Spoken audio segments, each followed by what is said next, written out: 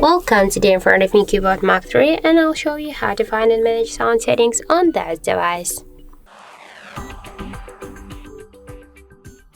So first let's open the settings application, and after that tap on the sound section. Then you'll see here media, coloring and notification and alarm volume panels. Just to change the volumes you should hold and swipe to the left or to the right side. There's blue dot.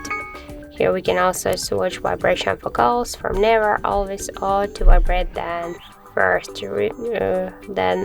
vibrate, ring first, then ring gradually.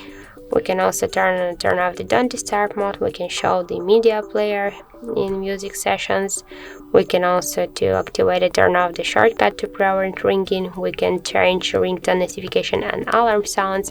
And just here in other sound settings, we can turn on and turn off the dial pad sound, screen lock, unlock sounds, screenshot sounds, charging sounds and vibration, touch sounds, and touch vibration. Just to turn on and turn off all of these options, we should click here once on each of the switchers. And here in sound attachment, we can also use the volume booster for speaker. So that's it. Thank you for watching, and if you find this video helpful, don't forget to leave a like, comment and to subscribe our channel.